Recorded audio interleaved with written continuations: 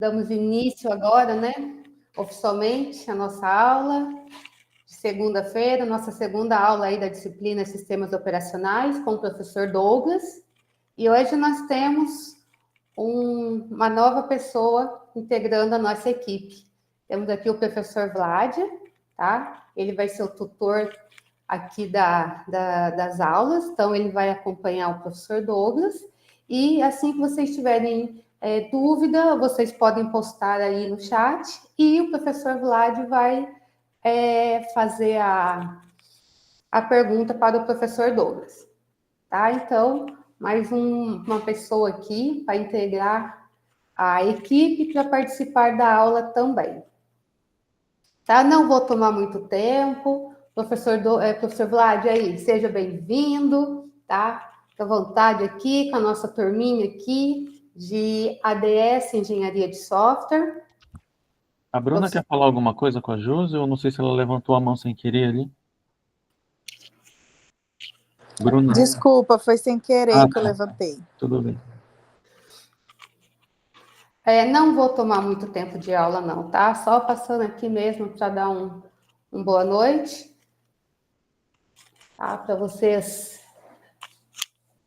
Sim, pessoal, foi atualizado, mudada a forma de empresa, né? Então, eles estão disparando e-mails aí em geral, tá? Se você já fez o pagamento, eu não sei como que vocês estão procedendo aí, tá? Mas vocês podem enviar o comprovante de pagamento para a secretaria, aí a secretaria envia para a empresa, né? A princípio, para não ficar enviando esses e-mails para vocês, tá? Então, assim, está enviando, mas não quer dizer que todos estão devendo. É porque como eles mudou de empresa, então eles devem estar fazendo os testes iniciais, acontecem isso, tá? Mas só vocês enviar o comprovante de pagamento para a secretaria já fica resolvido, tá bom? Porque nem eu e nem a secretaria temos acesso ao financeiro, então a gente não consegue resolver dessa forma, mas a secretaria pode enviar lá para a princípio o comprovante de pagamento de vocês. Como que manda? Por e-mail mesmo, pode ser por e-mail. Eu vou colocar o e-mail aqui no chat, o e-mail aqui da secretaria, vou passar aqui para vocês. Aí vocês podem entrar em contato direto lá enviar o comprovante de vocês.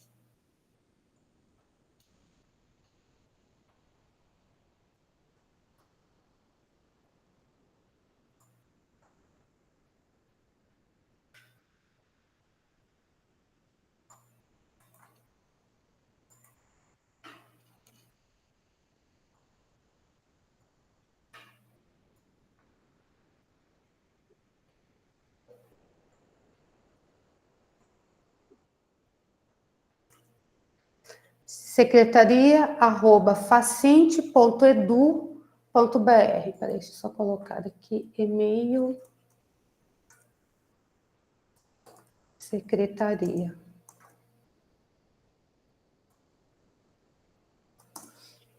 Tá aí no chat o e-mail da secretaria.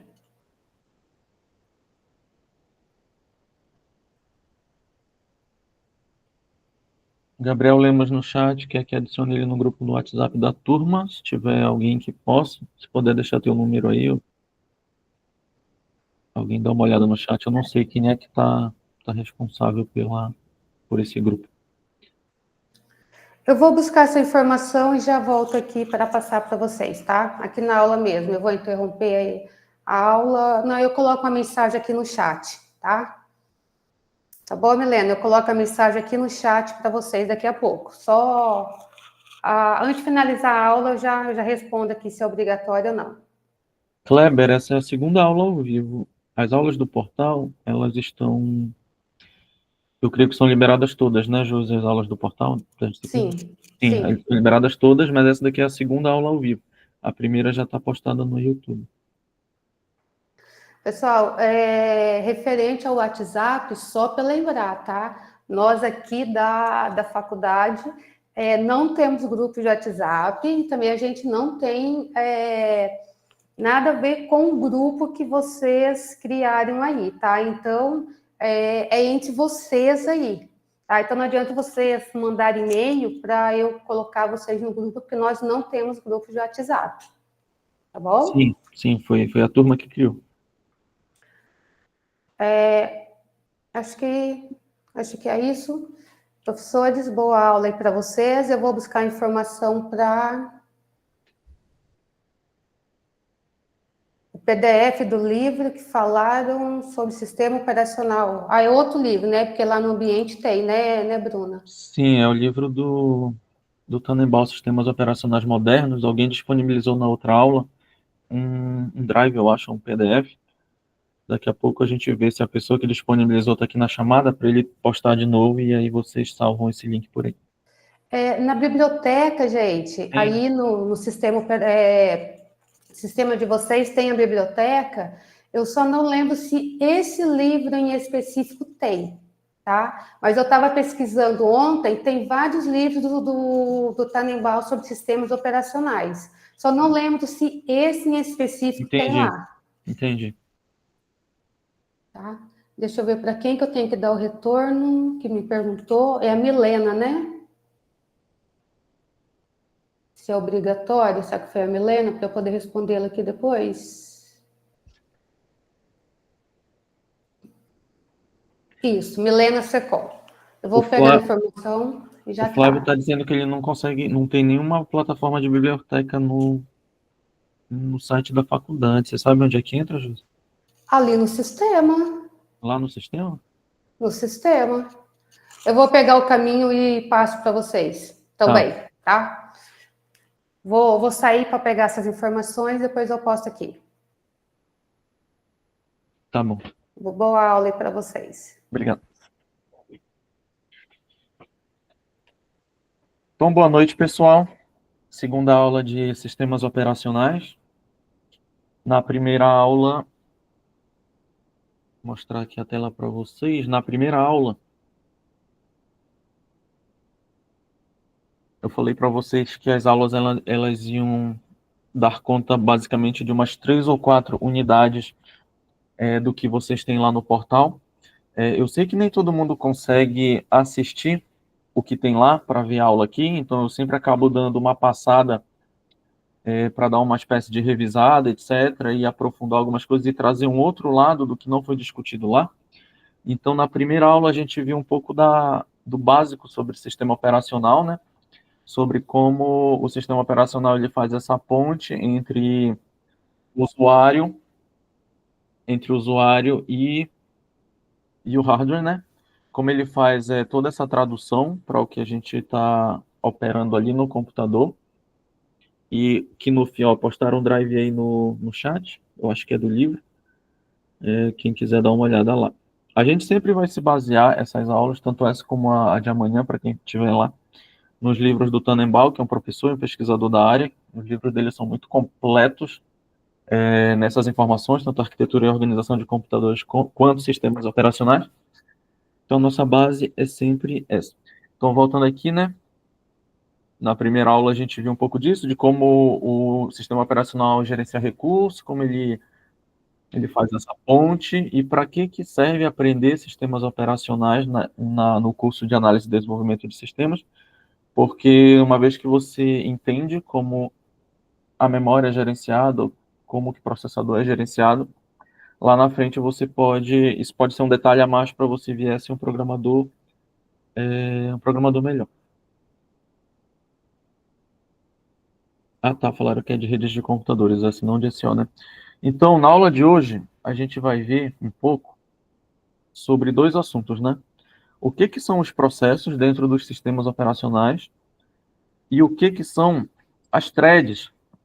E esse assunto aqui, eu preciso que todo mundo, no fim da aula, né, não reste dúvidas sobre o que são essas 2 coisas e a importância deles no sistema operacional. Porque para a gente avançar depois, que são os assuntos de memória e depois dispositivo de entrada e saída, a gente precisa entender o que é um processo e o que é uma thread. Eu trouxe algumas imagens e algumas coisas aqui para a gente fazer junto.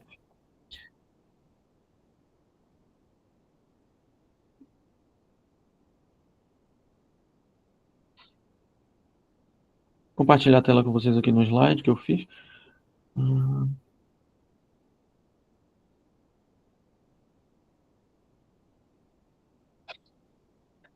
Então, o que vem a ser um processo, né? Eu trouxe uma definição de processo.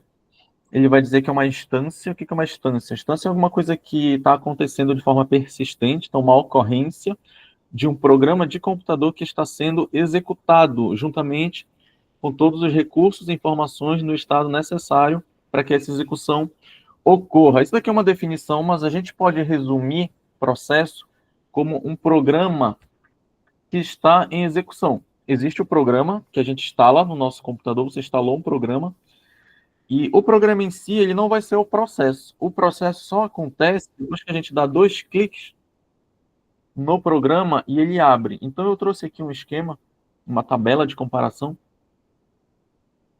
que... Deixa eu ver se dá para dar um zoom aqui.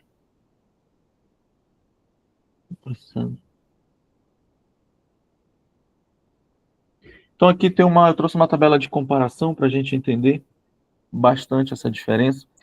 Então, quando você tem um programa, a localização do programa, ela fica onde? Ela fica armazenada no disco. Que disco? Disco rígido, HD, né? Que é onde fica armazenado o que a gente instala. Uma vez que o programa está lá, qual que é a natureza desse programa? Ele se comporta de forma passiva. Então, ele é uma entidade passiva. O que significa passiva? Ele tem lá o conjunto de instruções dele, o conjunto de dados, tudo que foi feito para esse programa ser construído está lá com ele, só que ele está como se ele tivesse adormecido, né? Ele está passivo. Essa é a natureza do programa. Qual é a natureza de um processo? A natureza de um processo, ele já é uma entidade ativa. A partir do momento que a gente abre o programa, ele já está executando as instruções do programa, ele vira uma entidade ativa. E a grande diferença também entre o programa e o processo é que enquanto o programa está armazenado em disco rígido, HD, ele pode até estar armazenado em outro tipo de disco de gravamento permanente, por exemplo, um pendrive, um HD externo.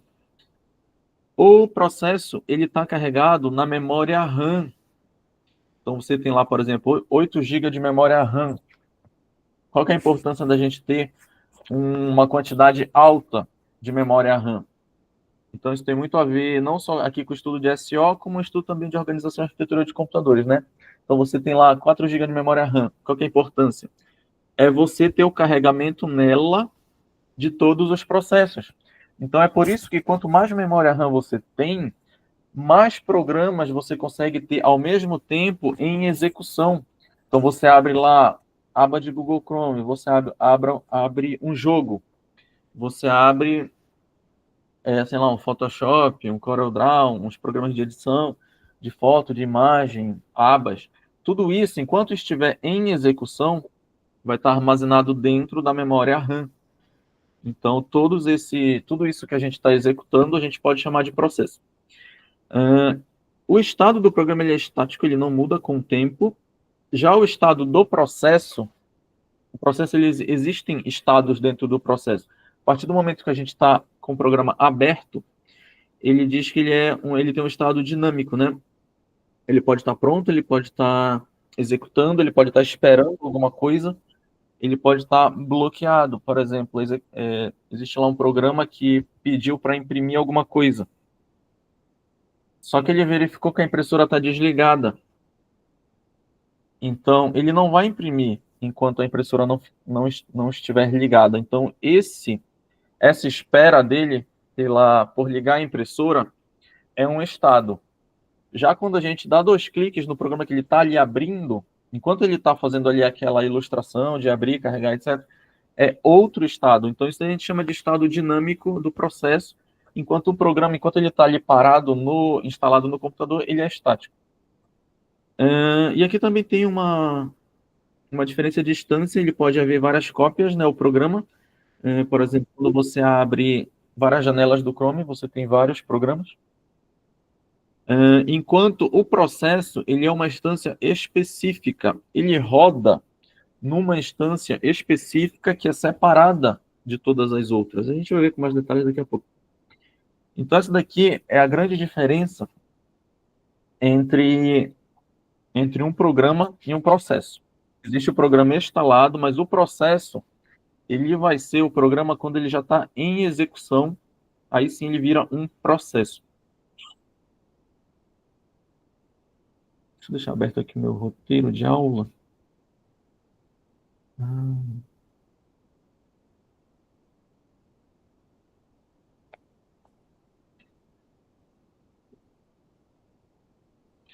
Então, existem algumas coisas que a gente pode fazer no Windows que essa ideia toda ela fica muito clara.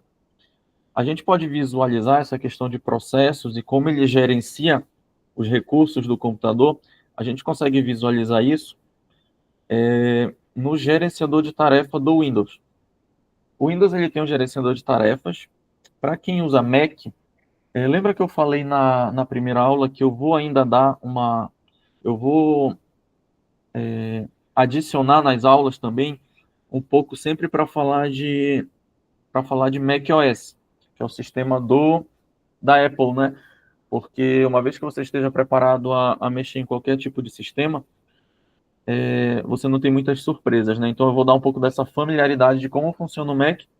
Então toda vez que eu der exemplo com Windows, eu também vou dar exemplo com o Mac. Eu vou deixar isso na próxima aula, eu vou apresentar muita coisa aqui de Mac na próxima aula. Mas só para avisar que no Mac, o sistema, o gerenciador de tarefas no Mac, ele chama monitor de atividade. Então, quando você busca aí na aba de aplicativos do Mac, existe uma... Deixa eu mostrar aqui.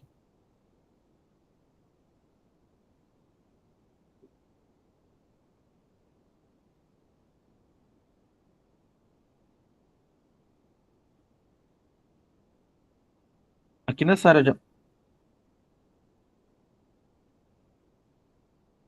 Aqui nessa área de aplicativo do Mac, existe uma parte aqui que chama Outros, ó, aqui no canto inferior esquerdo. E aí, quando você abre, tem várias coisas de configuração aqui do computador. E aí, uma delas é esse monitor de atividade, ó. Então, aqui no monitor de atividade, ele é parecido com o gerenciador de tarefas do Windows, ele tem algumas informações. E aí eu vou pegar uma imagem do Windows, aí a gente vai...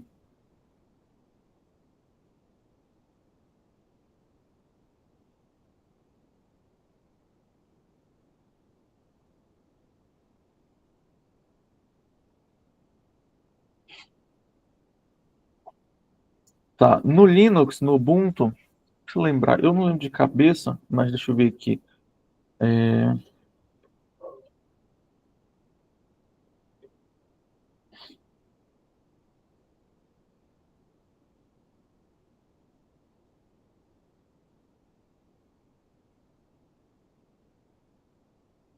Tá, a linha de comando vou escrever no chat a linha de comando no Linux para você acessar o gerenciador de tarefas.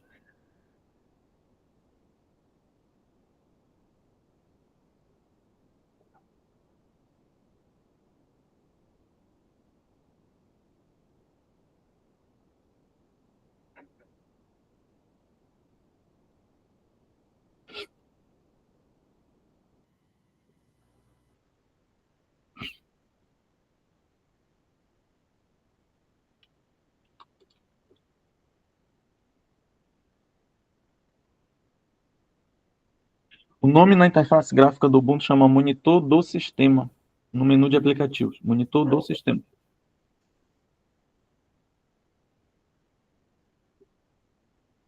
Monitor do sistema. Agora, se usar aquela interface do Linux que é digitar um código, é esse código aqui, ó, htop. Deixa eu pegar uma imagem aqui no Google de gerenciador de tarefa do Windows. Aqui eu não uso Windows, né? Aí não dá para demonstrar, mas eu vou pegar uma imagem aqui. Primeiro, eu não sei se essa imagem é pequena. Deixa eu ver uma imagem grande. Eu vou já compartilhar a tela, tá? Só pegando uma imagem aqui do gerenciador de tarefa do Windows.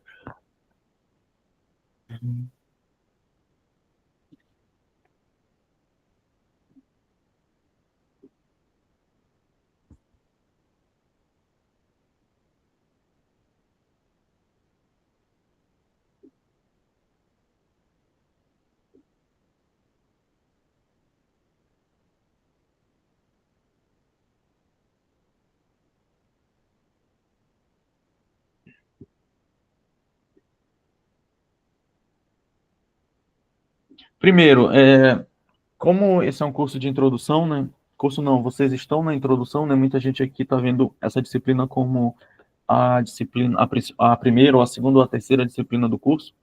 Então, muita gente pode não saber dessa informação. Primeiro, como é que a gente acessa no Windows o gerenciador de tarefas? Existe um atalho que é muito conhecido por muita gente, mas tem gente que não sabe, então eu vou digitar no chat qual que é esse atalho. Você vai apertar Ctrl, Alt e botão de Delete. Quem está usando o Windows, Ctrl, Alt, segura Alt, aperta o botão de Delete. E quando a gente faz isso, vai aparecer essa tela aqui, ó. Esse daqui é o gerenciador de tarefas do Windows. Aqui dentro, a gente tem muita informação que ela é importante a gente saber.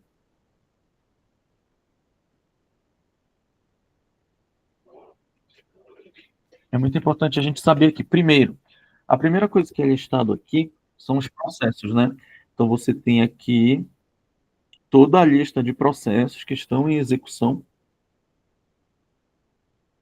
Então, ele vai dizer aqui que tem monitor de recursos e desempenho, Windows Explorer, Microsoft Edge, tudo que é processo, né, programas em execução, ele vai listar aqui.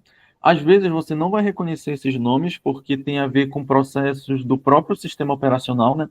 O sistema operacional, para ele conseguir rodar, ele, ele tem um monte de processo aqui que já, quando você inicia, já acontece. Então você não pode mexer neles, né? Porque eles fazem parte do funcionamento do sistema operacional. Mas também fica aqui, normalmente, até na parte de cima, fica listado os programas que estão em execução. Nesse exemplo que eu trouxe aqui, de uma imagem que eu peguei no Google, tem aqui, por exemplo, o Microsoft Edge. E aqui tem algumas informações importantes. Ele mostra bem aqui, ó. Vocês conseguem ver quando eu estou pintando de verde aqui? Escreve no chat só para eu saber, porque eu não tenho tanta experiência com Meet. Ah, tá, beleza. O joinha já tá. Então, aqui, olha, ele consegue mostrar quanto da CPU, ou seja, o quanto do processador está sendo usado para processar tudo isso. Então, ele está usando, nesse exemplo aqui, 4% do processador apenas para processar tudo isso daqui de coisa. E por que ele usa só 4% do processamento? Porque o processador, quem já fez a aula de organização e arquitetura de computadores já sabe, quem for fazer vai saber um pouco melhor depois. O processador, ele é mais usado quando a gente abre alguma coisa ou faz alguma ação. A partir do momento que ele já terminou de executar, ele não trabalha, ou ele trabalha muito pouco, então ele fica ocioso para muita coisa. Então, por isso que só tem 4% de uso de processador. Por quê? Porque tudo que já está aqui dentro já foi processado, já foi aberto, e as principais coisas já foram feitas. A partir do momento que já está aberto, quem trabalha mais... Gustavo está falando aqui, Ctrl Shift S, que já abre direto o gerenciador de tarefas. Sério, eu não conheci esse atalho. Então, a partir do momento que já está tudo aberto, todos esses programas aqui, que são processos, eles ficam rodando aqui dentro da memória RAM. Inclusive, aqui no gerenciador de tarefas, ele fala para a gente quantos megabytes de memória estão sendo usados por essas aplicações, por esses processos e por esses programas, né? Então, a gente tem, por exemplo, e ele até pinta aqui de outra cor o processo que esteja ocupando mais memória RAM. No caso aqui, É o Microsoft Edge, ele está ocupando 420 megabytes, o que é bem pouco, inclusive. Eu acho até que essa imagem aqui ela é um pouco antiga, porque se vocês fizerem esse comando aí para dar uma olhada, se você tiver umas 4 ou 5 abas do Google abertas, de Google Chrome abertas, você vai ver que o Google Chrome ele puxa muito mais memória do que isso daqui. Inclusive, eu não sei como ele gerencia a memória, o Google Chrome, em relação a outros navegadores, mas da minha experiência de 10 anos para cá, até mais, na verdade, de mexer em computador desde 2005 ou 2006, o Google Chrome, desde que ele popularizou, ele sempre foi assim, assim, dá para dizer, um dos piores nesse sentido de memória, porque ele ocupa muita memória, mas ele consegue ser rápido em outras questões, né? Mas só nessa questão de ocupação de memória, ele sempre foi o dos que mais ocupou memória. Eu não sei hoje em dia como que tá, né? Faz tempo que eu não dou uma olhada nisso e atualmente eu só tenho usado Google Chrome e Safari. Mas o Google Chrome ele sempre se destacou porque ele sempre puxou muita memória RAM. Hoje em dia, como os computadores evoluíram muito e a gente teoricamente não tem tanto problema de memória RAM, a gente nem sente mais tanto esse problema. Mas na época que tinha 2 GB de RAM, 1 GB de RAM, 4 GB de RAM, então era uma questão complexa, né? De você ter um navegador que puxasse tanta memória. É, tá, deixa eu liberar um pouco aqui.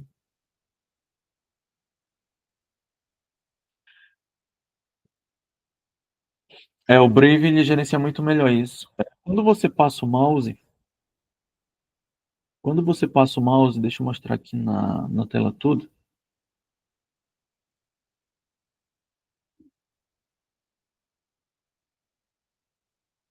Quando você passa o mouse aqui nas abas, elas falam quanto de uso de memória, né? O Chrome ele tem essa função, né? Quando passa o mouse aqui, ele diz aqui, ó, uso de memória 292 megabytes. O Meet, ele usa muito, porque o Meet ele roda uma aplicação dentro do navegador, então inevitavelmente vai usar mais. Então aqui no Meet, quando eu passo o mouse, ele diz que ele está usando 783, mas na aula da semana passada, não lembro se foi em SEO ou em arquitetura, estava usando 1 GB de RAM. Só a aba do Meet estava usando 1 GB de RAM. Então, realmente, o Meet aqui, ele usa bastante.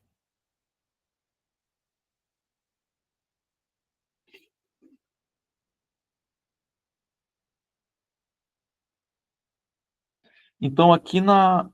Ah, compartilhei o negócio errado. Ah, não, tá certo.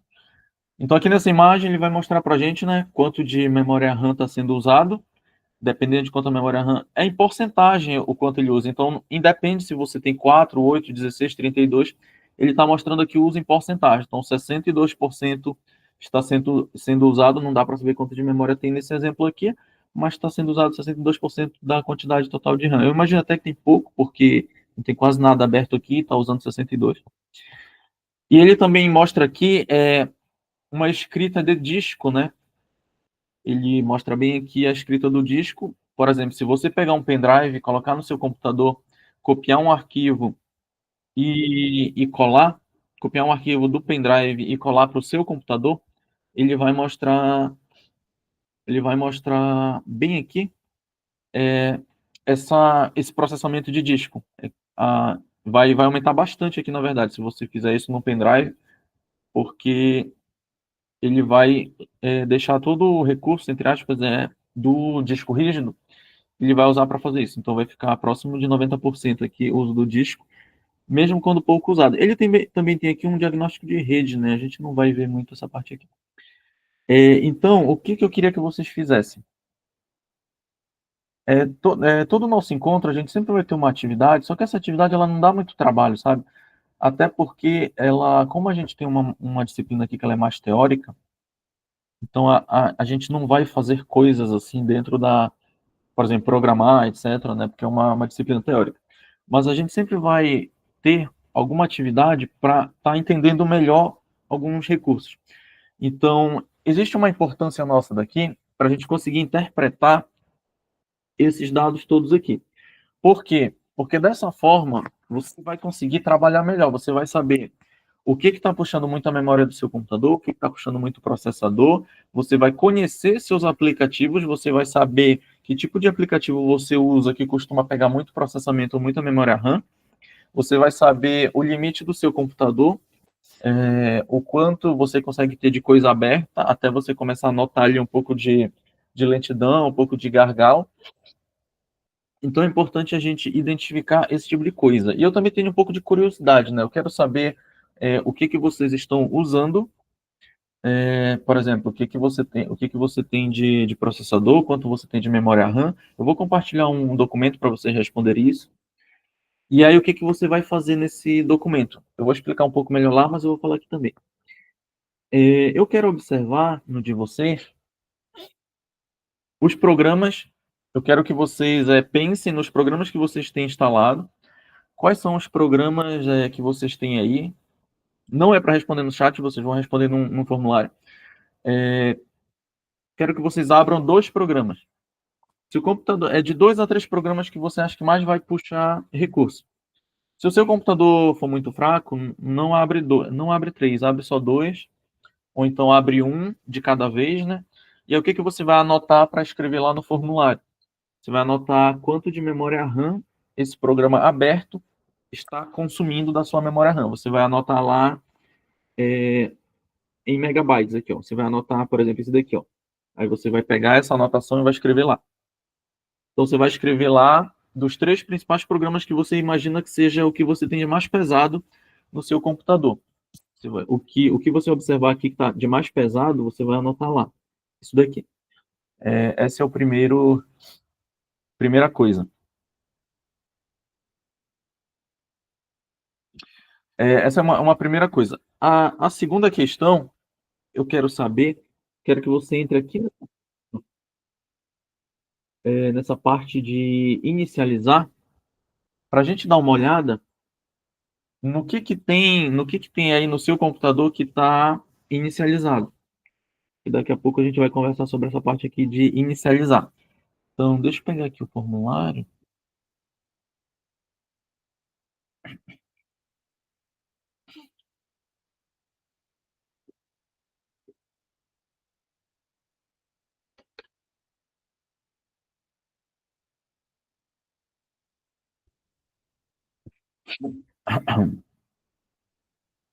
Quem estiver só vendo pelo celular e não tem computador, tudo bem, fique só observando que eu vou comentar de algumas pessoas que me enviarem, tá? Quem tiver no computador, aí pode fazer. E quem estiver vendo pelo celular, mas tem um computador, tenta fazer também, para a gente entender melhor aqui.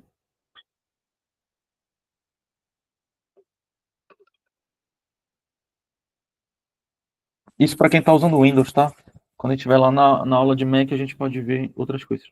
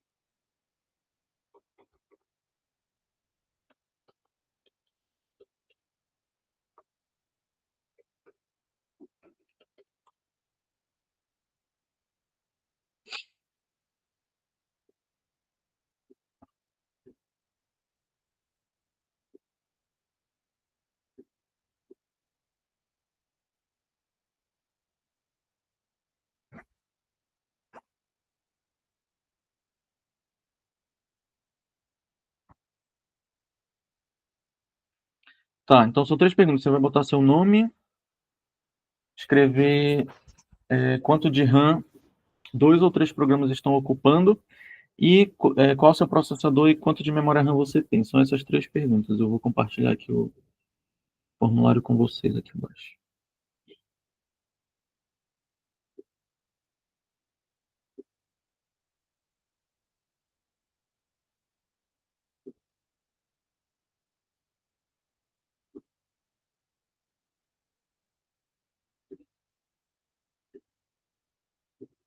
Vou colocar no comentário do chat, vou deixar fixado. Aí vocês entrem aí no formulário, 3 perguntinhas aí para a gente conversar um pouco melhor sobre esse assunto. E aí, daqui a pouco eu vou fazer isso aqui para vocês, né? Vou abrir aqui alguns programas e vou mostrar. Vou abrir um jogo também para a gente ver como é que isso daí funciona em jogo.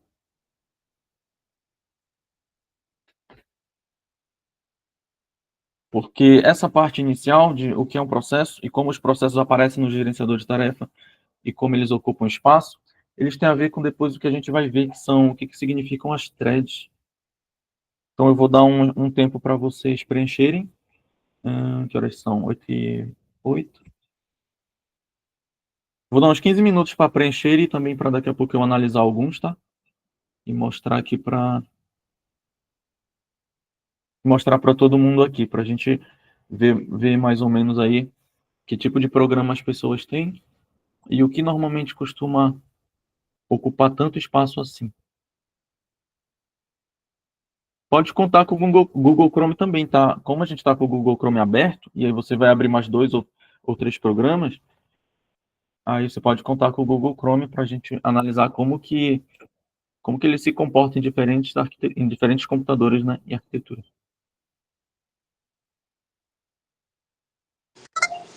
Professor, o Vinícius levantou a mão, acho que ele quer fazer uma pergunta. Quer perguntar algo, Vinícius, ou levantou sem querer a mão? Oi, professor. Boa noite a todos. Boa noite. Uma dúvida. Aqui ele só está dando o uso 4% da CPU, do processador, né?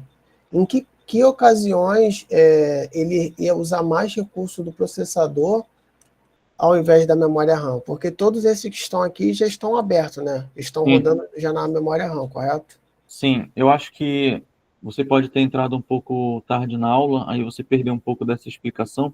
Você pode fazer esse teste da seguinte forma: o processamento aqui de 4%, ele aparece porque a tarefa do processador é executar instruções enquanto a gente está abrindo o programa. Então, se você abrir o seu gerenciador de tarefas e abrir algum programa, você vai perceber que a porcentagem do processamento vai lá para cima.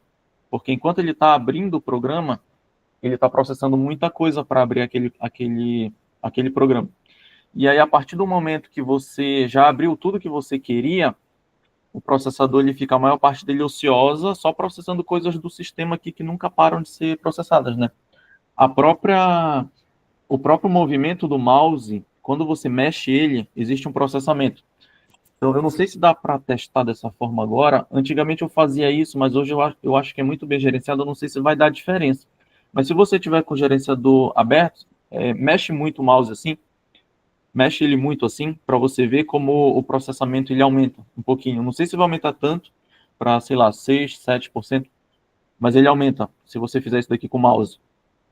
Porque ele está processando uma informação. Só que é uma informação tão minúscula, mexer o mouse, pode ser até que o computador hoje em dia já nem mexa tanto no processamento.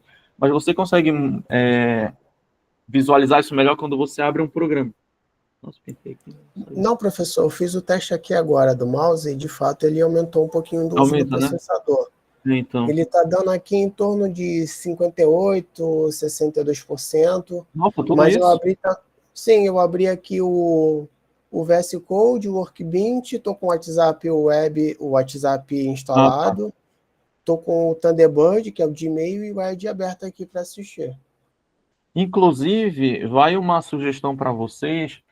Isso era mais um problema antigo, né? Quando a gente tinha o Windows XP e a gente tinha pouco processamento, pouca memória, quando alguma coisa estava lento, a gente tem uma mania de ficar mexendo o mouse, né? Então, eu lembro na época, isso não foi nem em faculdade que eu aprendi, isso daí foi num curso de informática, o professor falava que quando estiver lento, estiver quase travando, etc., não fica mexendo muito o mouse, que é exatamente por causa disso, né? Quando você mexe muito o mouse, você está dando requisições para o processador processar o seu movimento. Então, você está atrapalhando o recurso do processador. Então, quando estiver lento, quando tiver, sei lá, alguma coisa assim, quase travando, etc., é bom não ficar mexendo muito o mouse. Às vezes, a gente faz isso até por mania, né, de ficar mexendo para ver se voltou, etc. Então é até ruim, na verdade, quando você mexe muito o mouse, porque ele vai requisitar muito mais processamento. Perfeito. É que o meu processador também é um pouco antigo, então acredito que por conta de estar usando o Windows 11 e Ah, tá. ele já é um pouco antigo já. Eu lembro que quando o Windows ele fez a transição do Windows XP para o 7, ele passou a usar muito recurso em segundo plano. Eu lembro que quando eu olhava o gerenciador de tarefas no Windows XP, eu não enxergava tanta coisa como se enxerga hoje, por exemplo, no Windows 11. Se você abre isso aqui no Windows 11, existe aqui para baixo uma infinidade de coisas que não são que a gente conhece, ou seja, são coisas do próprio sistema operacional. Existe uma infinidade de processos que ele roda em segundo plano. Então, realmente, os sistemas mais modernos, eles passaram a precisar muito de, de RAM por causa disso, né? Por causa de processo em segundo plano. Às vezes de interface gráfica, né? Eles passaram a ficar muito mais bonito, eles passaram a ser integrado com aquele, eu esqueci, como chama aquele negócio de voz do Windows, ele passou a ser, muita coisa a ser integrado com aquela questão de voz, né? É Cortana ou do Windows, ou acho que é Cortana do Windows? O do Windows é Cortana, né? Do Mac é Siri. Então ele tem muita coisa integrada com aquilo, e hoje em dia ainda está integrando um monte de coisa com inteligência artificial, então tem muita coisa rodando no segundo plano. Então por isso que acontece de os novos sistemas operacionais eles requerem muita memória, né? É por isso que o 4 GB de antigamente é o 8 de hoje em dia, né? Hoje em dia você vai comprar um computador básico e ele vem com 8 GB de RAM. É por causa disso. Vou tomar uma água um minutinho aqui, enquanto o pessoal termina de responder. Daqui a pouco eu venho, a gente vê juntos aqui o que está acontecendo nos programas que vocês têm.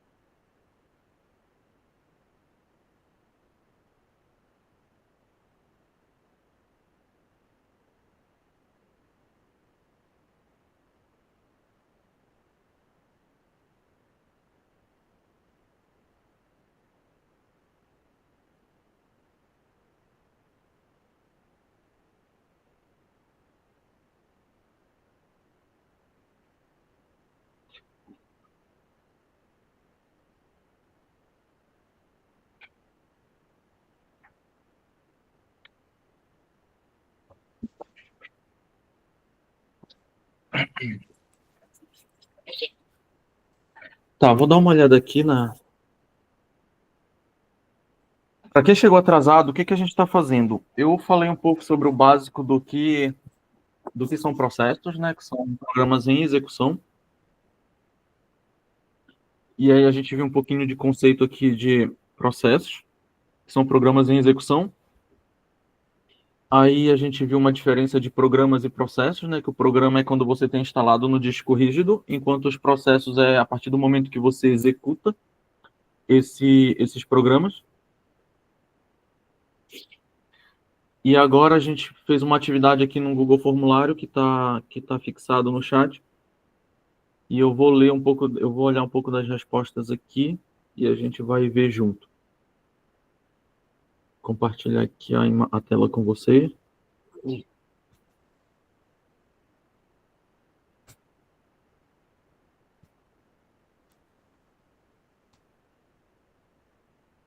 Tá, 12 pessoas enviaram aqui. Então,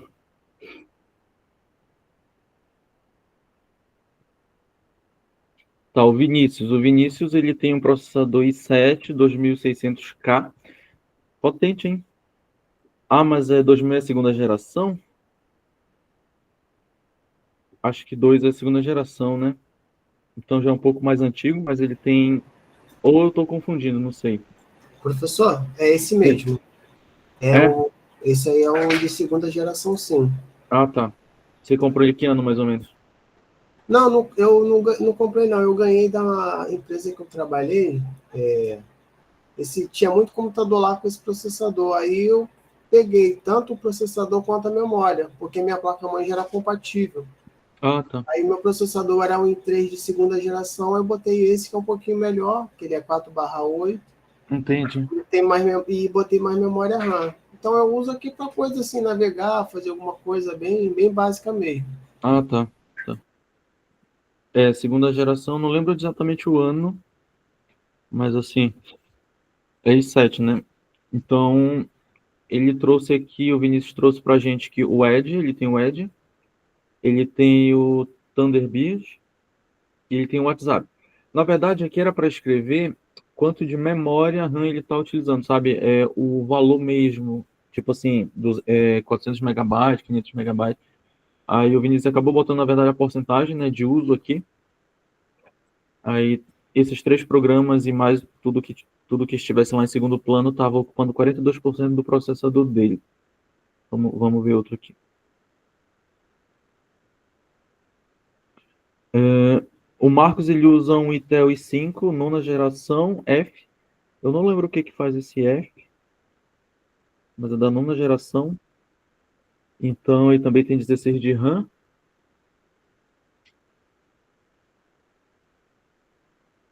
Deixa eu ver se alguém pediu para... Então, 16 GB de RAM, nona geração, i5. Ele tem 1,6 GB de memória para o Discord. Eu acho que ele somou aqui na Discord e VS Code tá... Nossa, o Discord ele pega tanta memória assim? 1,6 GB de memória. Tá ocupando, né?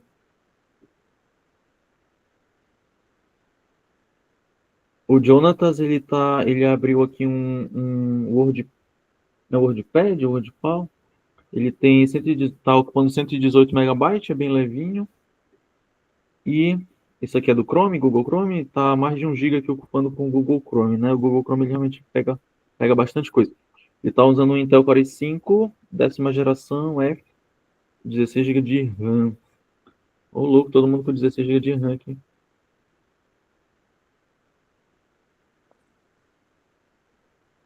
Gabriel, ele botou... Na verdade, ele não colocou aqui os programas, né? Mas ele disse que os 3 programas mais pesados, mais o restante, está ocupando 52% da RAM. Ele está usando o Ryzen 5, 16 GB de RAM. É notebook, esse Ryzen 5.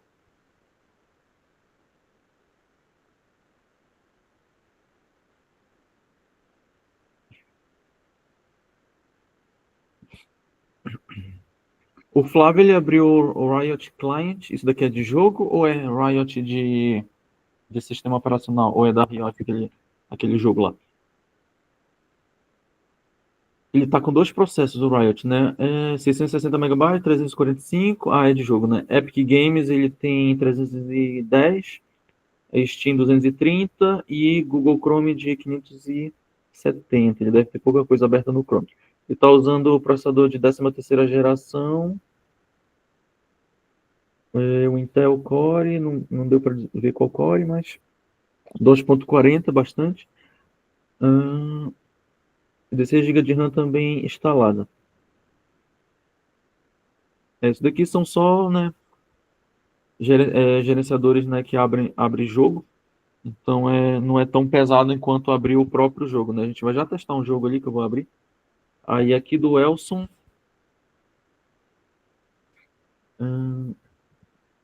Vocês conseguem ver o meu mouse? Quando eu sublinho, quando eu seleciono as coisas, dá pra ver aí? Dá, né? Ah, tá. O Carol ali falou que é de LoL. Será que é pra LoL, Riot? Então, o Elson tem 8 GB de RAM. Ele não colocou aqui quais programas estão abertos, né? Na verdade, ele tem 32 GB de RAM, né? Com Ryzen 5.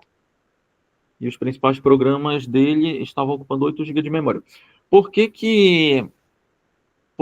quando... Se eu abrir 3 programas aqui no meu computador que tem 8 GB de RAM e abrir os mesmos 3 programas no computador do Elson que tem 32 GB de RAM Quando eu abrir o gerenciador de tarefas do meu computador e do dele, a gente vai perceber que os programas no meu computador estão usando menos memória do que no dele.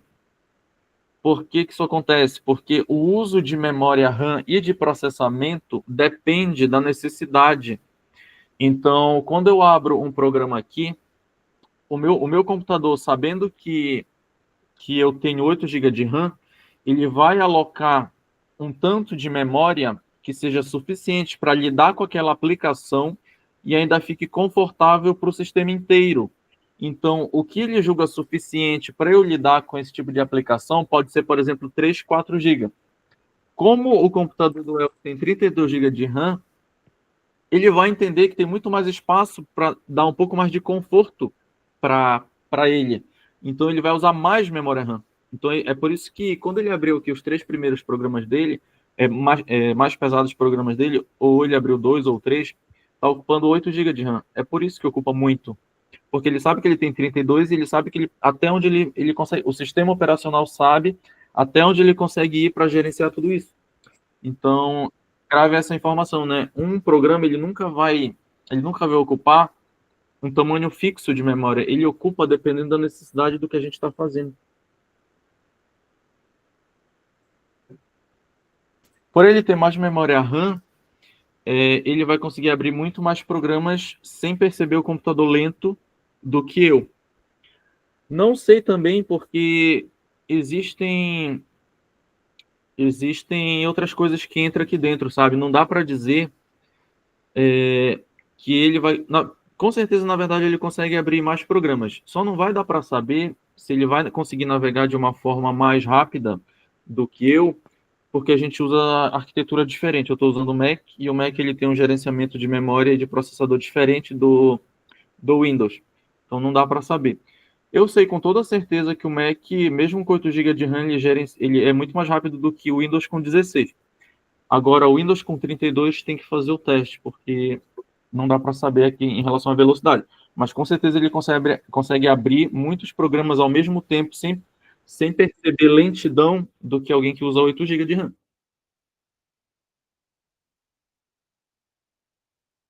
Ah, ele disse que ele usa Linux Mint. Então, para Linux eu já não sei como é todo o gerenciamento do Linux em relação a isso. Eu sei que o Mac, por ele ter uma construção que ele é construído para usar determinado tipo de marca de processador, determinado tipo de marca de vídeo, ele é muito consistente em relação a um programa como o Windows, que ele precisa ser bom para qualquer tipo de arquitetura. Vocês entendem que tem diferença? Por exemplo, eu vou criar um sistema para funcionar em um computador. Antigamente, inclusive, era assim. Quando você tem o primeiro sistema operacional comercial, que a gente comentou lá dos anos 50, 60, eles eram construídos para rodar em um computador. Que computador? IBM 714, por exemplo. Então, ele era dessa forma que era feito. Hoje em dia, quando alguém faz isso, como é no caso da Apple, eles constroem para rodar em um tipo, não em um tipo de computador, mas em determinada marca. Então, você não pode simplesmente tirar uma memória RAM de um fabricante e botar uma outra fabricante, porque pode dar algum conflito. Já o Windows não. O Windows ele é construído para rodar com todo tipo de memória RAM que tem disponível, as principais do mercado, né? Então tem Kingston, tem Corsair, tem vários tipos de memória. Ele precisa rodar em todas. É por isso que não é fácil. Assim, às vezes a gente julga o Windows, o Windows é ruim e tal, não sei o quê. Mas não é fácil você construir um sistema que ele precisa funcionar com vários tipos de peças de processador, vários tipos de peças de HD, de memória, etc, etc. Então existe um desafio a mais no Windows que não tem no Mac. Então vamos voltar aqui. Ver mais alguns aqui. Deixa eu ver. Mais uns 10 minutos. O João Regis falou que tem uma média de 3.500 de memória aqui, os programas que ele abriu. Ele usa um computador da 11ª geração, então ele está bastante atualizado com esse set aqui. Se eu não me engano, já está na 12ª ou 13ª, então ele não está muito distante do que lançou. E ele tem 16 GB de RAM também. Bem potente aqui o processador do João.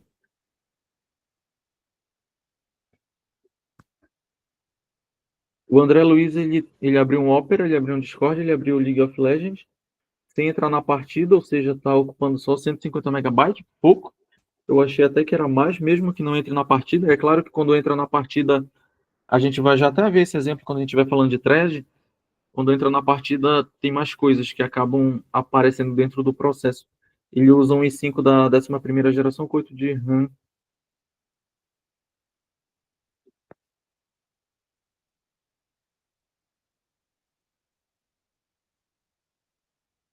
O Fernando, ele abriu um jogo, Red Dead Redemption 2. Na verdade, ele abriu 2 jogos e mais um Chrome. Só que ele não mostrou pra gente aqui quanto está ocupando de RAM. Ele tem um i5 da 12ª geração, 32 GB de RAM. Processador daquele tipo de chip, né, que é o NVMe de 500 GB. Ele tem dois, processador não, como é? SSD, daquele tipo que é de chip, né? Ele tem dois, na verdade, um de 500 GB e um de 1 TB. E ele tem uma placa de vídeo RTX 3050 de laptop e 4 GB de armazenamento gráfico, né?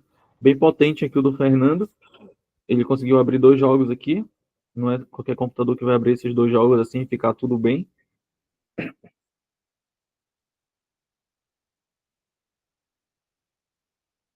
Na verdade, muita gente mandou, então não vai dar tempo da gente ver de todo mundo. Eu vou passar bem rápido aqui. O do Pedro é Steam, um Chrome, 8 GB de RAM. Ele usa um Core i3 da 2ª geração. Então eu imagino que esse computador do Pedro ele já traga muito problema para ele de lentidão ou até de travamento, porque o i3, lá no início, eu não sei se da 2ª ou da 3ª geração ele veio com um problema específico na época, que ele esquentava muito. A gente vai até ver aqui daqui a pouco motivos do porquê que algo trava no computador. E ele veio com problema, eu não lembro se era o i3 da 2ª ou da 3ª geração, mas ele tinha um gargalo de superaquecimento que lhe dava muita dor de cabeça. Aí o Roberto mandou aqui pra gente que tem um Ryzen 7 com 12 de RAM. É estranho a gente ver números assim como 12 de RAM. Existe um motivo do porquê que salta de 4 em 4, de 8 em 8. Isso tem a ver com lógica computacional, quando a gente for estudar isso. Não sei se eu vou ser o professor de vocês, mas existe um motivo do porquê que vai de 4, 8, 16, 32, 64.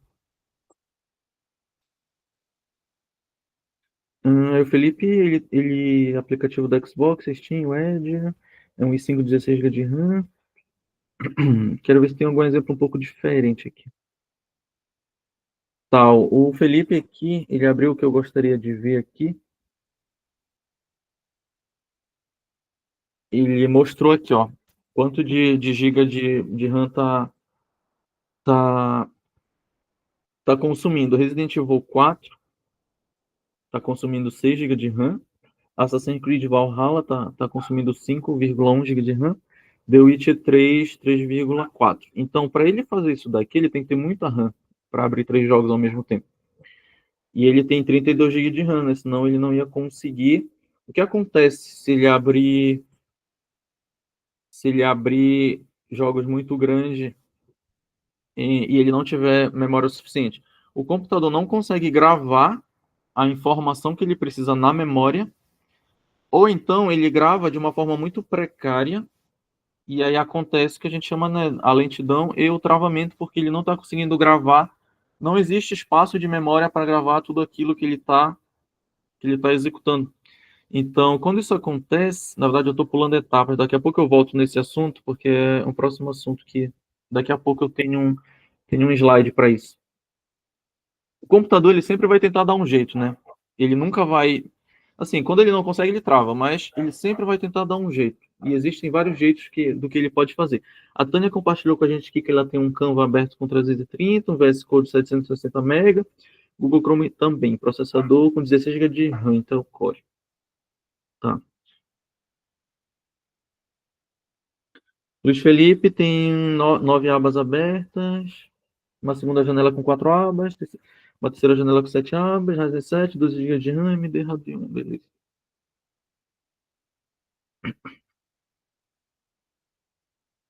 Tem um aplicativo chamado Comer. 400 MB, um Roblox com 470, 4 GB de RAM, processador Pentium, dual core, 3,2. É um clock bem alto, né? Mas pelo fato de ser apenas Pentium, ele não é tão rápido quanto os outros que a gente verificou aqui. Aí o Kleber tem alguns Chromes abertos, né? Ele usa 4 GB de RAM, 1.80, ok. Mas só para dizer que, para mostrar que a gente viu de todo mundo, né? 28%, 32 GB de RAM com i3, 10ª geração. Ele abriu Fortnite. Bastante RAM, né? 32. Um Firefox aberto com 2 GB. AMD, um software da AMD e uma Steam. Ryzen 5, 32 GB de RAM. Beleza, falta só 3 aqui. O Mike, ele tem um 5M com 4... Nossa, 4 GB é um jogo, será? 5M, não conheço. E um Google Chrome com 910 megabytes. Ele usa Intel Core com 24 de RAM. Eu acho que ele deu um upgrade de RAM depois, né? Normalmente não se vende com 24. Aí um Brave com 7 GB de RAM. Nossa, ele deve ter 1 milhão de aba aberta aqui nesse Brave. Um Chrome com 0.8 GB e um CS2 com 1,7 GB. Ele usa AMD Ryzen 7. Processador com 8 núcleos, 3.0. Bem bom esse daqui. 32 GB de RAM. E ele tem uma placa de vídeo AMD RX com 8 GB de RAM. Bastante potente aqui o computador do Everton. E aí o último que mandou pra gente aqui foi a Letícia. Ela tem um Photoshop, um Illustrator e um Edge aberto. Esses três estão ocupando 9 GB de RAM. Esses programas de edição de vídeo e imagem, de vetor, então de foto, etc., eles são bem pesados. Não é qualquer computador que você vai conseguir trabalhar, por exemplo, com Photoshop e Illustrator rodando ao mesmo tempo. Então ela tem um Ryzen 5 também e 16 GB de RAM. Então deu para ter uma ideia legal aqui do que vocês usam, né? Vocês viram que jogo normalmente é o que a gente tem, que ocupa muito espaço. Eu vou abrir o meu aqui no meu gerenciador de arquivo, lembrando que eu uso MacBook, então é um pouco diferente. E eu vou abrir um jogo aqui. Dos poucos jogos que rodam em Mac, deixa eu mostrar a tela.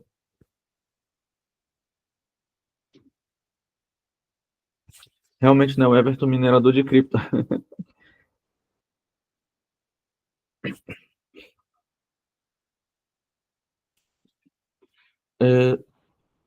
O Vlad, dá uma olhada na minha tela. Se parar de compartilhar a minha tela, você me avisa, porque eu não sei o que acontece com o Meet. Às vezes eu estou mostrando a minha tela inteira, do nada ele fecha sozinho. Eu imagino que... Eu posso pensar em que ele não está aguentando, mas é estranho dizer que não está aguentando, porque o meu computador é bom, então é estranho. Então eu abri aqui o Steam, né? Dos poucos jogos que eu consigo comprar na Steam, que funciona em Mac, existe uma maçãzinha aqui que me mostra o que funciona em Mac. No caso de tudo que eu tenho aqui, só funciona o Hollow Knight. Então, ó, enquanto eu estou abrindo, deixa eu ver se eu deixo. Enquanto eu estou abrindo ele, o processamento vai lá para cima, né? Ele começa a trabalhar muito com o processador. Enquanto eu estou abrindo o Hollow Knight, ó, ele pegou metade do processamento aqui, 49%. Então, enquanto eu estou abrindo, ele usa muito processador. A partir do momento que ele está aberto, quem trabalha mais é placa de vídeo e memória RAM.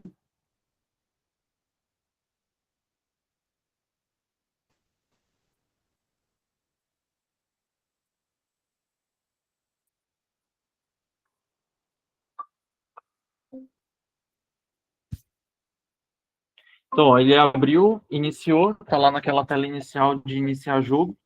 Ele me diz aqui que ele está ocupando 76% do...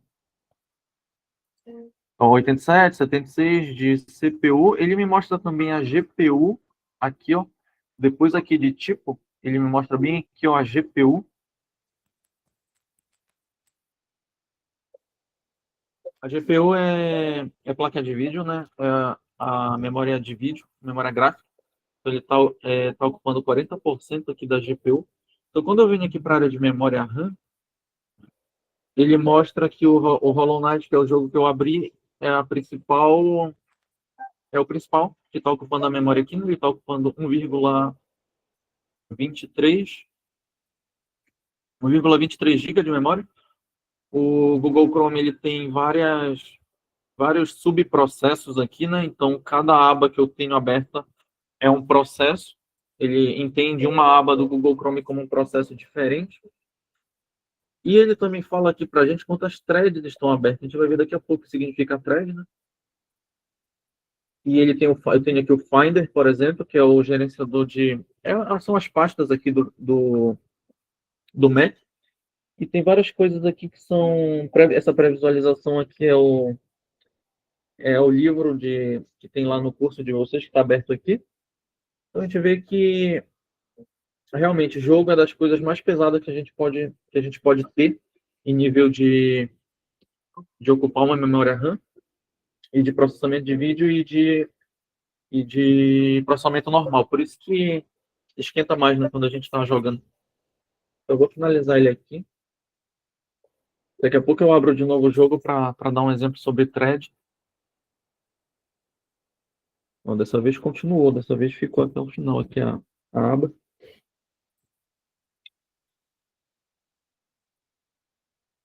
Então eu trouxe para a gente aqui, eu vou compartilhar o slide. Então por que é importante a gente saber isso daqui? Porque, primeiro, às vezes você... ficou faltando uma coisa que eu esqueci.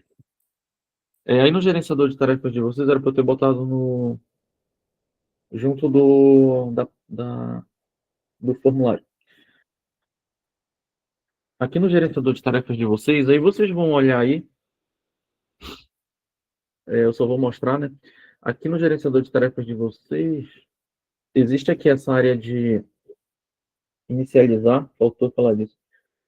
O que é essa área aqui? Quando você clica lá, você vai ver todos os programas que você tem que estão inicializados. Que são inicializados quando você liga o computador. Então, quando você liga o computador, existem vários programas que são inicializados. Por exemplo, o sistema operacional ele carrega, junto com ele, antivírus, ele carrega todas aquelas coisas que ficam ali em segundo plano.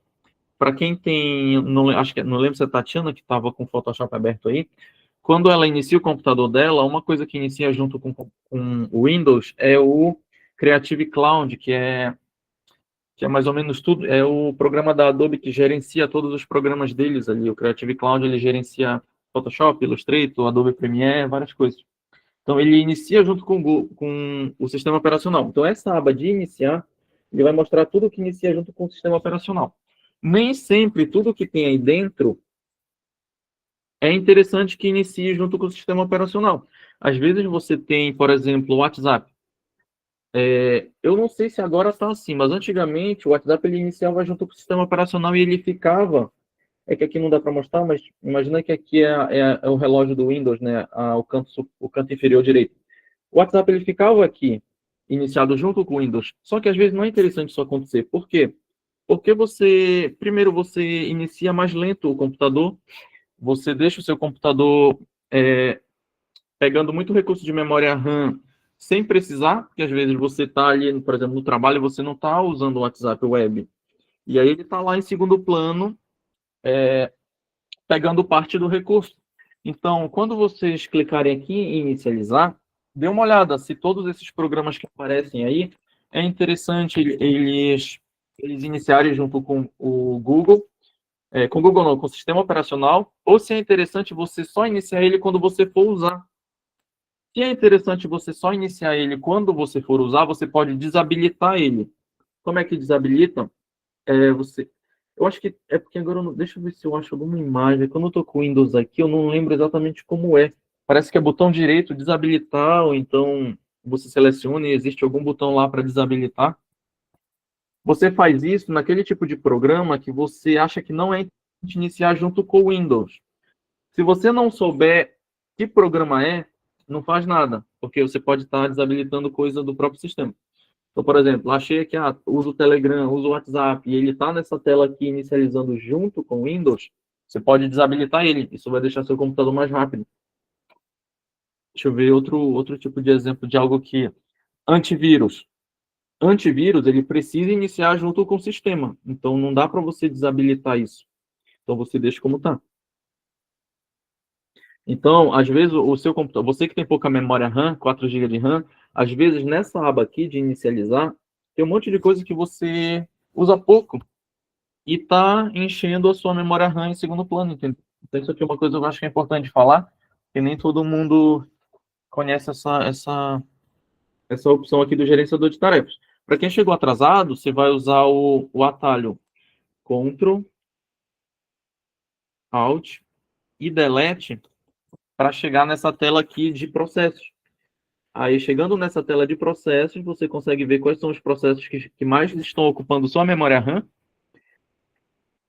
E aí também é um conhecimento legal da gente ter. Então, sabendo quais são aqui os programas que mais estão ocupando a memória RAM, se você for fazer uma tarefa que vai exigir muito da sua memória RAM, por exemplo, eu sou fotógrafo, trabalho com fotografia, vou começar a editar fotos. Abrir o Photoshop aqui. É interessante você abrir seu Photoshop e fechar tudo que você tem de aqui que possa estar ocupando espaço. Então, você chega aqui no Microsoft Edge, você encerra ele. Você chega aqui às vezes, aqui no explorador de arquivos, você encerra ele. Na verdade, esse daqui, eu acho que nem dá para encerrar, porque se você fizer isso, ele vai sumir um monte de coisa aqui. Ele vai meio que dar um reset. Mas se você tiver a aba de Chrome e você encerra, aí você vai estar trabalhando só com aquilo que você vai estar fazendo no momento. Então, isso é uma forma de você ter mais eficiência no seu trabalho. Ou, às vezes, em jogo também. Para o seu computador não ficar esquentando muito, você está jogando um jogo, fecha tudo o restante aqui, do que está ocupando mais memória, fecha tudo e fica lá só no jogo. Eu faço isso no meu, né, para não esquentar tanto. E aí você vai gerenciar melhor isso daí. É verdade, o Everton falou aqui que alguns programas você, para desabilitar, tem que acessar como administrador. No MS Config também dá para mexer nessas questões lá, só que, assim, sem muito conhecimento, eu nem recomendo que vá no MS Config. Porque no MS Config tem a parte do registro também. Ctrl Shift ESC também, é verdade, Ctrl Shift ESC entra direto ali. Tá, então de inicializar de processos é mais ou menos isso. Agora eu vou mostrar o slide aqui sobre por que um programa trava, né?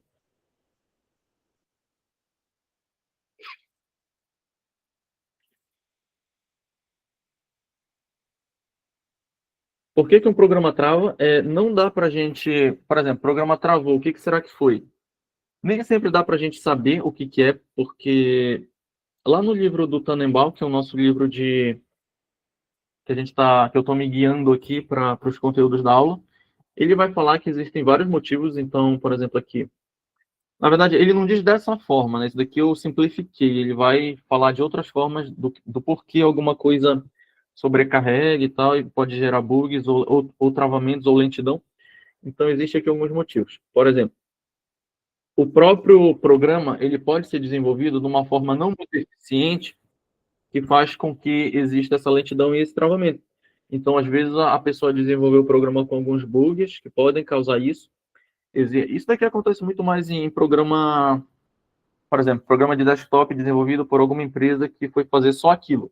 Não estou falando, por exemplo, deixa eu ver aqui, WhatsApp Web, como é que ele funciona, Google Chrome, etc. Esse tipo de programas são desenvolvidos por empresas muito gigantescas e tal, então eles estão constantemente resolvendo esse tipo de problema, mas problemas, por exemplo, como laço de repetição infinito, isso daqui vocês vão ver em programação, etc. Isso daqui pode causar um laço ali que fica toda hora rodando e pegando muito recurso do computador, e isso pode causar travamento ou falha de a pessoa desenvolveu o sistema com uma manipulação não tão eficiente de memória.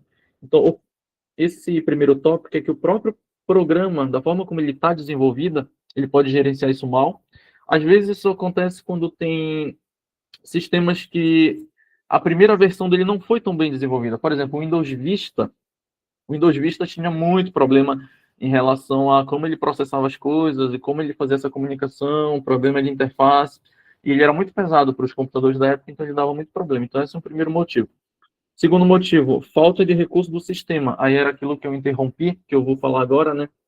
Quando você não tem muito recurso para alguma aplicação que você está fazendo, né?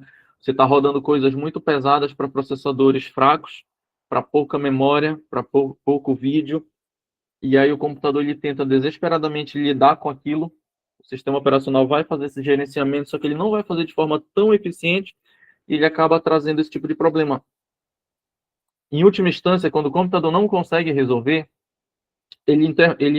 às vezes ele trava, e às vezes ele para. Já aconteceu com vocês assim, por exemplo, tá navegando em alguma coisa e aí dá uma mensagem assim: não conseguimos resposta de tal coisa, você deseja finalizar?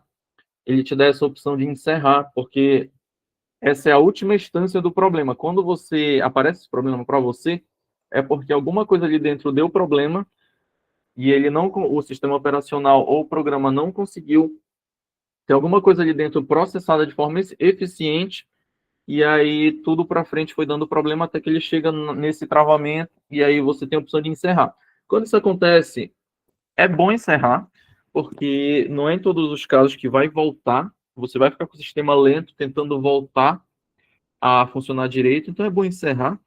E a gente tem um encerramento do próprio gerenciador de tarefas que a gente acabou de mostrar ali, que você clica lá no programa, aperta em encerrar. Existe também a opção de forçar o encerramento, aí sim ele dá como se fosse um hard reset ali, e ele força o encerramento daquilo que está travado. Então, quando ele tem falta de recurso, isso acontece. E eu falei para vocês, né, que o sistema, ele sempre tenta dar conta, mesmo quando ele não tem RAM. Então, por exemplo, eu tenho 8 GB de RAM aqui. Eu consigo abrir 2 programas pesados, porque o Mac ele gerencia muito bem. Então, eu consigo, na época que eu trabalhava com audiovisual, eu abria Photoshop e Adobe Premiere ao mesmo tempo e rodava liso. Ele consegue lidar. Mas se eu abrir 4 programas e mais um jogo, aí ele já ia começar a ficar lento. Se eu abrisse 4 programas e um jogo, ele ia começar...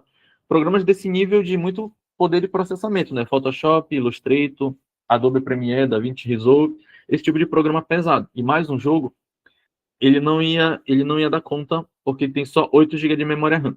Quando acaba a memória RAM, o que acontece? Trava. Depende do computador. O Mac, ele tem uma tendência de não travar. Nunca aconteceu comigo travar. Às vezes o Windows trava, mas o que ele tenta fazer? Ele começa a usar tudo que existe de memória no computador. Porque quando a gente fala em memória, nem tudo que é memória RAM. A memória onde os programas eles ficam armazenados depois que eles já estão abertos é a memória RAM. Mas quando não tem mais espaço na memória RAM, os programas eles correm para usar outras memórias.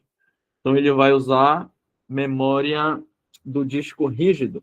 Ele usa a memória do HD. Então ele passa a colocar no HD os programas que estão abertos.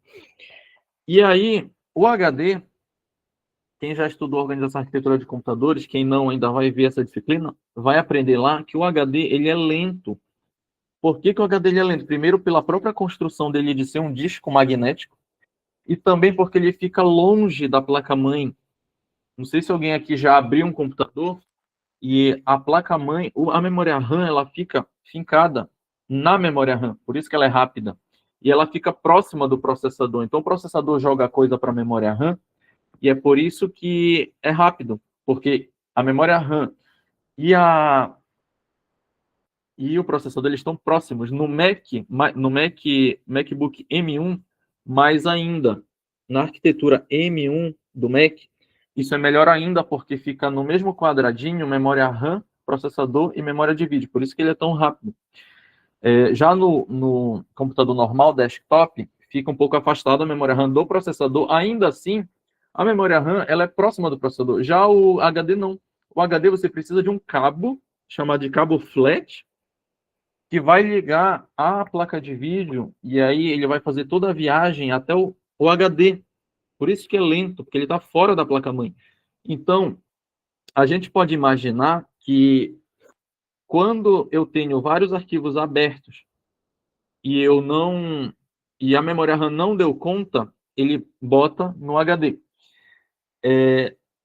Como o meu computador aqui é um Mac, eu uso SSD. Aí tem muito mais gente aqui também que usa SSD, né? Como a gente viu aqui nos exemplos aqui do formulário que vocês mandaram para a gente. O André Luiz está falando aqui também de... Sim, o SSD é mais rápido do que o HD. E o NVMe, que é de chip, ele está fincado na própria placa-mãe. Ele é mais rápido ainda do que aquele SSD que é quadradinho, né? Que a gente encaixa no lugar de um HD. Então, quando você botou tudo de memória RAM, para esses programas continuarem funcionando, ele vai usar o HD ou o SSD para armazenar. Se você tiver SSD desse tipo aqui que o André está falando, né, o NVMe, você não vai sentir tanto a lentidão, porque eles são rápidos. Mas mesmo assim, não é bom que aconteça isso, né? É interessante que a própria memória RAM dê conta de tudo que é para ser processado. Então, falta de recurso é uma coisa que gera lentidão e travamento. Uma outra coisa são conflitos com outros programas. Existem programas que causam conflitos. Aqui ele vai dar alguns exemplos, mas o exemplo que eu gosto aqui é... por exemplo, drive desatualizado ou corrompido. Antigamente isso aqui dava muito mais problema quando a gente tinha um Windows XP, que a gente instalava drive errado, e aí eles causavam travamento no computador, travamento em recurso de vídeo, porque o drive foi mal instalado. E existe também falha de comunicação por exemplo, existe antivírus que às vezes eles sem querer, eles atacam programas que eles consideram maliciosos. Então, o antivírus ele pode causar travamento se você tiver algum programa aí que ele entendeu como estranho. Existem também os problemas do próprio sistema operacional. Isso daí eu falei um pouquinho ainda agora, né? Eu fiz uma anotação mental aqui para eu dar um exemplo do Windows XP. Era exatamente isso que eu acabei de falar. Na verdade, o exemplo que eu anotei aqui para eu lembrar é que não só sobre a atualização de drive que eu acabei de falar, instalação de drive que eu acabei de falar, mas existe também a atualização de sistema. Não sei se vocês já ouviram falar em notícia, uma época teve, agora eu não lembro se foi no Windows 7 ou no 8, teve uma época que de vez em quando assim, a Microsoft ela lança uma atualização e eles cometeram um erro. E aí a pessoa vai instalar essa atualização que está com erro e trava o computador da pessoa. Isso daí aconteceu uma vez, eu acho que era no 7 ainda. Foi super grave, assim, a Microsoft ela foi super processada por causa disso daí, porque travou o computador, deu problema em memória. Então, o próprio sistema operacional, em forma de atualização de drive e outras coisas, eles podem também causar esse tipo de travamento. Então, existe esse estresse que eles causam por alguma coisa que foi mal desenvolvida, que causa isso daqui.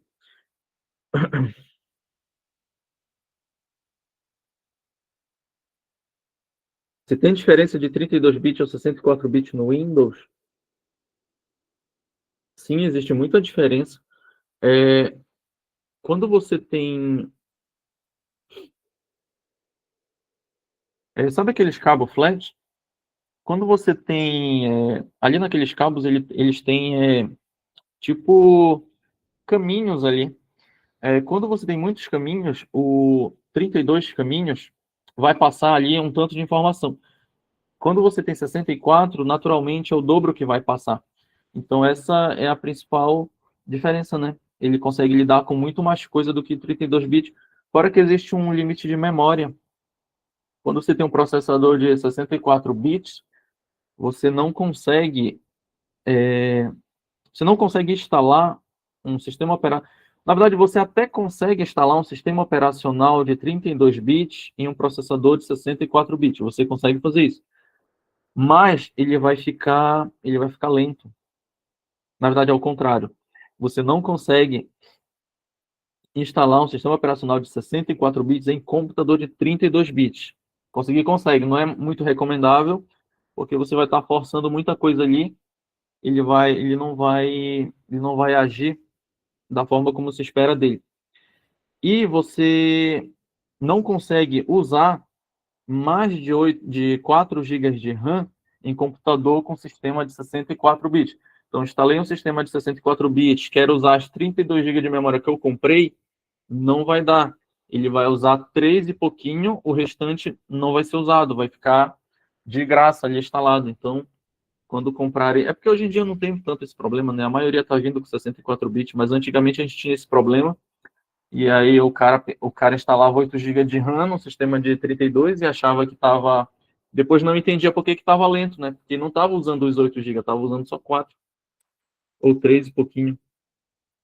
E hoje em dia, realmente, como o André Luiz falou, hoje em dia existem programas que só funcionam em 64 bits, como é o caso do Windows 11. Não dá para botar o Windows 11 em 32 bits. Tem programa que ele exige que seja 64 bits. Então, outro problema aqui, né? Às vezes o próprio hardware, ele trava computadores, né? Alguém falou aí que usava i3, alguém falou aí que travava, né? Às vezes é por superaquecimento. Você tem aqui um processador que não foi construído de uma forma muito boa, né? As primeiras edições do i3, eles tinham esse problema. Ele gerava o superaquecimento e o processador... A grande questão do processador é que o que ele faz ali dentro, ele gira, né? É nanotecnologia, mas ele gira lá dentro. Então, quando ele consegue girar, ele consegue... Que são os hertz, né? Ele esquenta muito, é algo físico, né? Inevitavelmente ele vai esquentar. Por isso que a gente tem um cooler que é o ventiladorzinho só para o processador, que é para ele não esquentar. Então, quando ele esquenta muito, ele foi mal desenvolvido, ele esquenta muito, tem problema de... Ele traz um problema de desempenho por causa disso. Aqui ele também dá o exemplo de módulos. A memória RAM, ela é construída assim, é como se fosse vários quadradinhos assim. E aí, se alguns desses quadradinhos dão problema, o programa ele tenta achar uma alocação ali dentro, não consegue, porque está defeituoso. Isso dá problema ali no processo inteiro. Isso também traz lentidão e traz travamento. Então, problemas de hardware também acontecem, né, nessa questão. Esses são, então, os motivos do porquê existem os travamentos. Então, rapidamente aqui a gente vai ver o que é uma thread. Eu preciso que todo mundo saia dessa aula entendendo o que é uma thread. E eu trouxe alguns exemplos aqui, algumas analogias, né? Primeiro, eu vou, em forma de analogia, dizer o que é uma thread. Existe a rede social chamada Thread, né, que é uma espécie de Twitter. No próprio Twitter, quando a gente queria escrever um texto que era grande, a gente dizia, né, segue a thread. O que é uma thread? A gente diz, segue o fio, né? Thread significa ali um fio. E o que é uma thread dentro de um processamento? Imagina que você tem uma fábrica. A fábrica, ela é o processo. O processo é a fábrica. Então, aqui a gente tem um processo. Dentro do processo, ou seja, dentro de um programa em execução, dentro da fábrica existem vários trabalhadores. Então, imagina que dentro dessa fábrica aqui, a gente tem só um trabalhador. Tem só esse trabalhador dentro da fábrica, uma fábrica de refrigerante. Então, esse trabalhador, ele vai operar a máquina que constrói a garrafa. Depois de construir a garrafa, ele corre lá para a máquina que vai construir o rótulo, aí ele gruda ali o rótulo na garrafa, depois ele corre para a máquina que vai construir a tampa, depois ele pega essa garrafa e corre para a máquina que vai jorrar o líquido do refrigerante para encher a garrafa, depois ele coloca ali uma máquina que vai lacrar a garrafa, depois ele pega essa garrafa e leva essa garrafa lá para ser embalado naquela embalagem grande e tal, para ir para o mercado. Essa thread, como ela é sozinha nesse processo, ela teve que fazer isso tudo sozinha, essa thread. Então, o que é a thread? Ela é uma micro-tarefa. Como só tinha uma thread, ele teve que se dividir em várias micro-tarefas. Construir rótulo, tampa, encher garrafa, embalar. A partir do momento que eu joguei 3 threads dentro desse processo, qual que é a vantagem? A vantagem é que essa thread ela vai ter que lidar apenas com embalagem. Essa thread aqui ela vai ter que lidar apenas com a construção da garrafa. essa thread ela vai ter que lidar apenas com o enchimento do líquido. Então, dentro de um processamento, as threads, elas são microtarefas que dentro do processador vão acontecer. Então, isso daqui é como se fosse o processador. Aqui dentro do processador, essa daqui é uma thread e essa daqui é outra thread. Elas vão desempenhar alguma função. Deixa eu abrir o jogo de novo para eu dar mais exemplos, né? Isso daqui tem que ficar muito claro, porque depois a gente vai falar de memória e a gente não pode passar sem entender isso daqui completamente.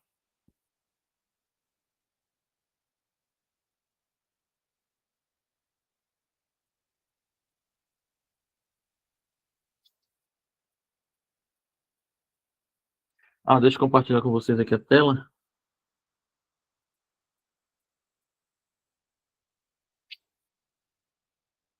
As threads, elas estão dentro do processo. Não existe thread fora do processo, agindo sozinha. A thread, ela depende do recurso do processo. Então, ela compartilha o recurso, a memória, por exemplo, e o processamento, ela compartilha com o processo. Ela é como se fosse um filho. A thread ela é um filho do processo. Então, deixa eu compartilhar com vocês aqui a imagem do jogo, para a gente ter outros exemplos.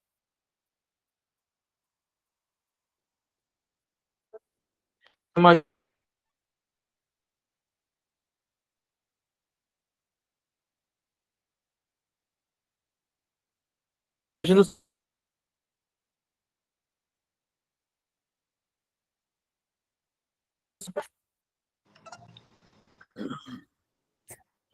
Professor, tá travando um pouquinho. travando. Tá. Vou abrir o gerenciador de tarefas para a gente ver o que está acontecendo, porque agora eu tenho bastante coisa aberta aqui. Aqui ele está falando para mim que ele tem 46 threads no jogo. 46. Aí eu vou fazer aquilo que eu falei para vocês, né, de fechar, que eu não estou usando, para liberar um pouco mais de recurso. Ainda está travando? Me diz aí. Aqui parou de travar. Tá, então ele está falando aqui que o jogo tá pegando essa memória aqui, e ele diz aqui do lado que o jogo ele tá agindo aqui, funcionando 46 threads. Por que 46? Porque na construção de jogo existe muita coisa que a gente pode fazer. Professor, só não está aparecendo a tela do gerenciador. Tá, vou botar de novo.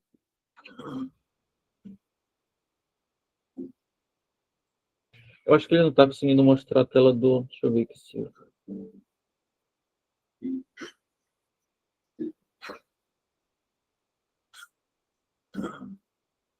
Avisa de novo aí se parar de apresentar. Tá aparecendo? Não, professor, eu acho que você vai ter que parar de apresentar e apresentar de novo, porque travou.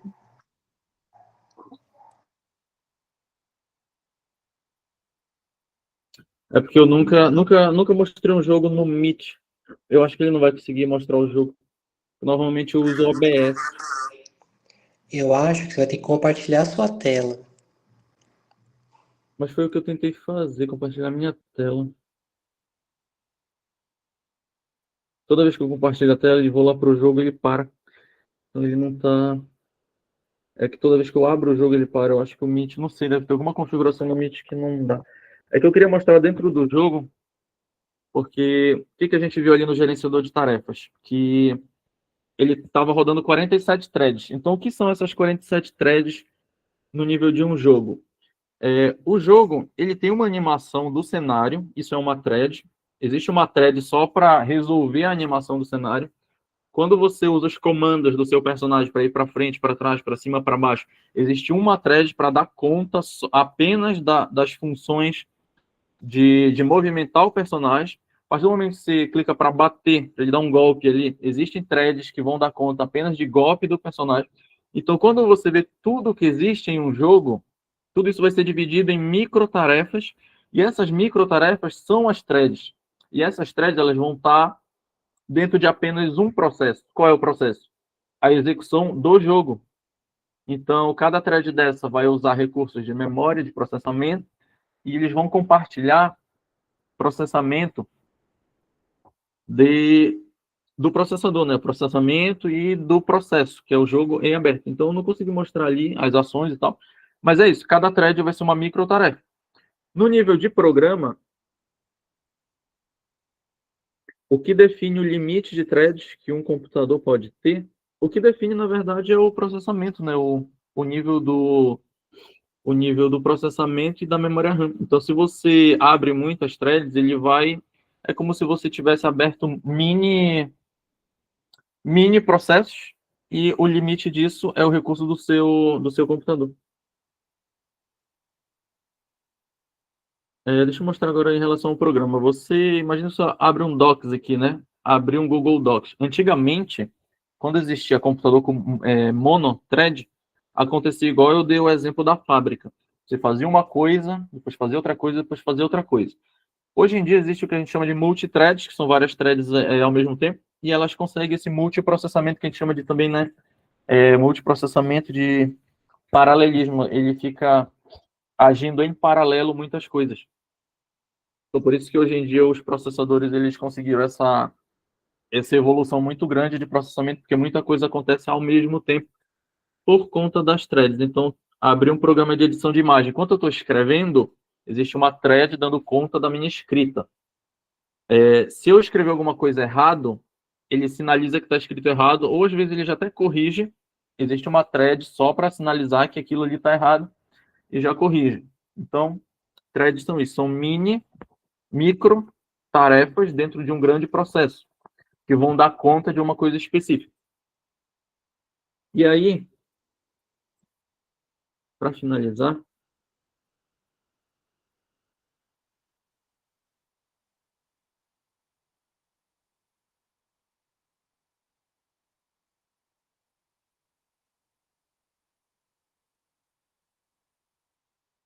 a gente vai responder 3 perguntas aqui que eu anotei para vocês.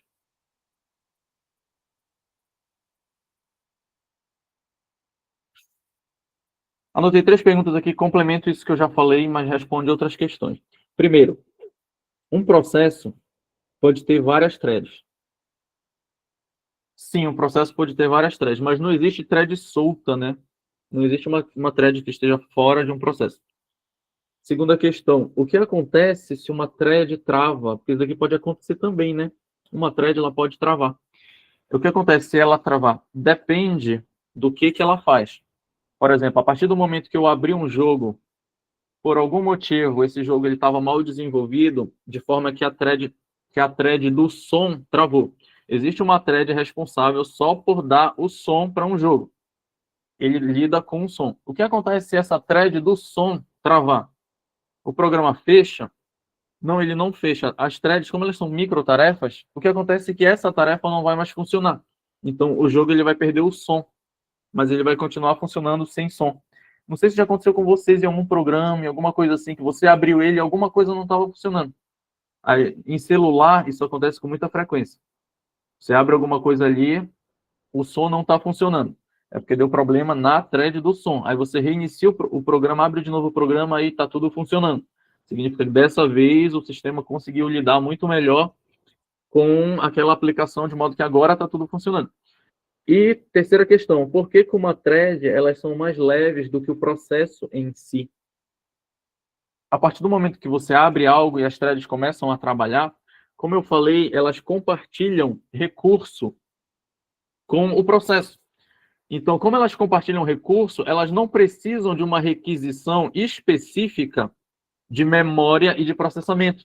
Quando você abre um programa, ele precisa de um pedaço, de uma prioridade ali dentro do processo. Ele fala, o sistema fala, processador, estou tentando abrir uma coisa aqui. O usuário está tentando abrir uma coisa aqui, eu preciso que você processe. Aí ele processa. E também preciso que essa coisa que acabou de ser processada tenha espaço na memória. Aí o sistema consegue um espaço na memória e aloca. Isso aqui, essa coisa toda dá um trabalho. Então, a thread ela não precisa desse trabalho todo, porque ela compartilha os próprios recursos do processo. Se existisse uma forma da thread agir sozinha, ela ia ser mais lenta, porque ela ia precisar dessas requisições. Ela ia precisar dizer para o sistema que preciso de uma alocação de memória, preciso processar isso daqui. Como ela não precisa falar isso, porque quem fala isso é o processo, ela só compartilha os recursos do processo, então por isso que uma thread, elas são leves. Elas são leves, porque são microtarefas, elas são leves. E precisam ser leves porque elas precisam dar respostas rápidas. Imagina, eu estou pintando isso daqui, ó. É necessário que vocês vejam em tempo real essa pintura. Imagina se eu faço esse risco aqui, demora 2 segundos e aí o risco aparece. Ia ter um delay, né? Então, isso daí não pode acontecer. Por isso que é preciso que isso seja rápido. E é aquele exemplo também que eu falei do mouse, né? Quando você tem quando você fica mexendo muito o mouse assim, né? Existe uma thread só para movimento do mouse e clique do mouse. Por isso tem que ser rápido, ele tem que ser instantâneo, né? Eu estou mexendo aqui no mouse, ele tem que acontecer instantâneo. Então, a explicação de threads é isso, são microtarefas, elas funcionam ali como se fossem trabalhadores ali numa fábrica, e elas estão dentro de algo maior que a fábrica, que são os processos. Então, a aula de hoje em relação a processo, em relação a como esses processos acontecem, como gerenciar recurso, onde a gente vê o gerenciamento desse recurso, que é no gerenciador de tarefas, e como funcionam as threads que estão dentro dos processos, a aula de hoje era sobre isso. A próxima aula eu vou trazer um pouco mais de coisa sobre Mac, para a gente entender um pouco de como funcionam algumas coisas em Mac, caso vocês passem aí trabalhar em algum lugar que use Mac, aí vocês já estão um pouco familiarizados com o sistema. Se alguém tiver alguma coisa para comentar da aula, teve gente que chegou atrasado, se alguém não entendeu como é que entra lá no gerenciador de tarefas ou como observa, eu posso repetir. Se tiver tudo bem, dá o joinha aí. Se o Vlad quiser comentar alguma coisa também, fica à vontade. Professor, pelo que eu acompanhei no chat aqui, todas as dúvidas foram respondidas. A aula foi excelente, só parabéns pelo conteúdo e tenho certeza que o pessoal gostou. Tá. Eu vou deixar de novo o meu e-mail aqui no chat. Toda vez que eu escrevo... Toda vez que eu escrevo esse e-mail, eu lembro que criaram um e-mail gigantesco para mim. É professor.douglas e o meu nome inteiro. Caso alguém queira anotar e me mandar alguma sugestão de aula. Sugestão que eu digo assim, né? Se gostaria que eu abordasse alguma coisa de uma forma um pouco diferente, eu posso analisar, etc. Então é isso, povo. A gente vai encerrando por aqui. Espero vocês na próxima aula. Na próxima aula a gente já vai falar de memória, tá? De memória no sistema operacional. A gente já falou até um monte de coisa de memória aqui, mas a gente vai aprofundar um pouquinho. E eu vou trazer algumas experiências práticas em relação ao uso de MacBook, de Macintosh. macOS, na verdade, que é o sistema operacional do Mac, beleza? É verdade, a Josi não ia aparecer para falar alguma coisa. Deixa eu mandar mensagem para ela aqui, ver se lá.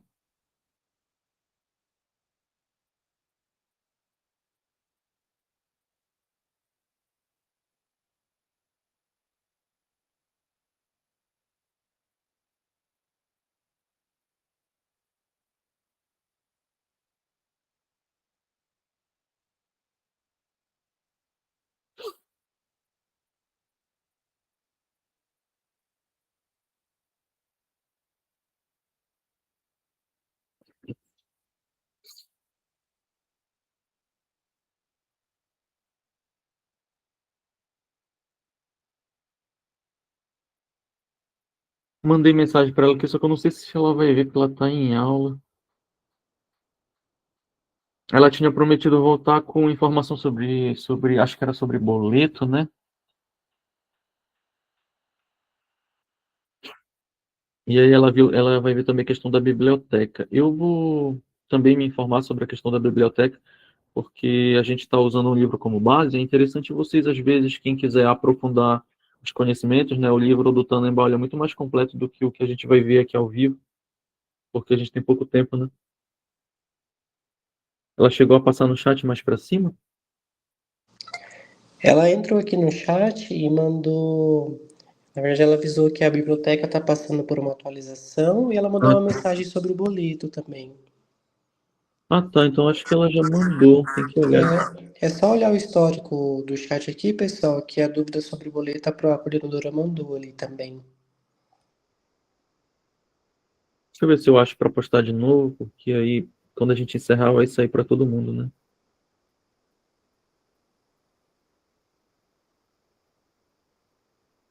Ah, tá. Ela disse aqui: a biblioteca digital está passando por um processo de atualização para incluir as obras obrigatórias do curso. Em breve o acesso será restabelecido.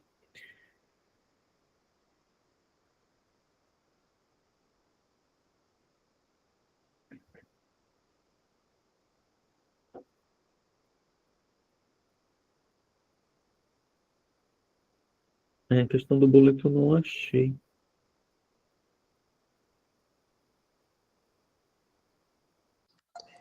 Eu estou procurando aqui também.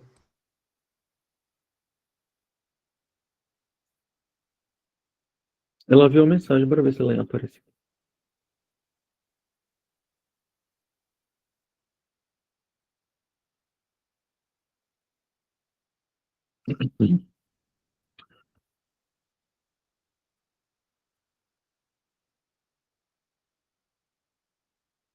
Eu acho que ela no chat.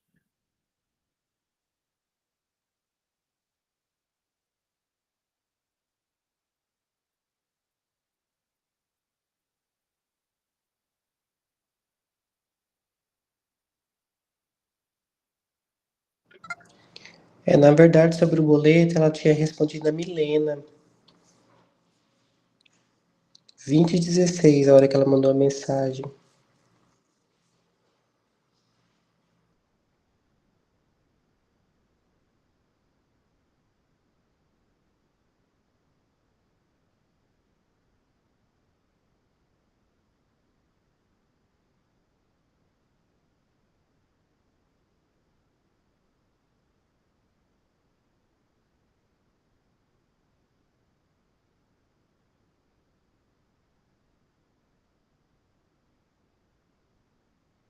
Ela pergunta se dá para desenvolver, gerenciar um banco na Apple ou no Linux é melhor. Olha, dá, só que eu sei, o Linux ele tem algumas ferramentas dentro dele que eu acho que já são até nativas e é mais recomendável. É que eu faço coisas aqui no Mac, mas como o back-end não é minha área, mas eu só sei que no Linux é mais recomendável, só que eu não vou conseguir te dar exemplos, sabe? Mas eu acho que no Linux é mais recomendável, mas dá para fazer também no Mac.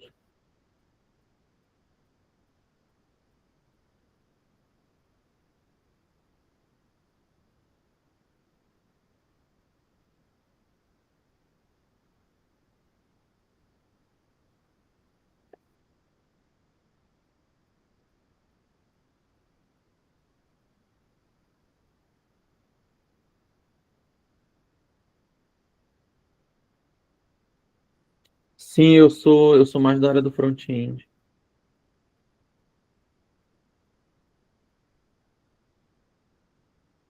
Rafael, eu acho que vão passar para vocês qual vai ser a plataforma quando for liberado. A Marília perguntou se no Windows, para ver as threads, é na aba de desempenho, CPU, procurar por processadores lógicos.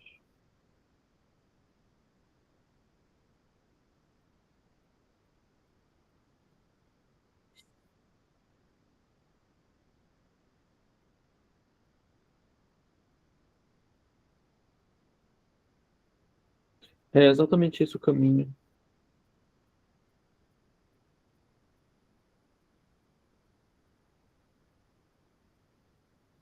Na parte inferior tem lá processadores lógicos e aparece o total de threads. Então é isso. Se ninguém tiver mais, eu vou encerrar a aula por aqui. Obrigado quem participou. Até a próxima semana.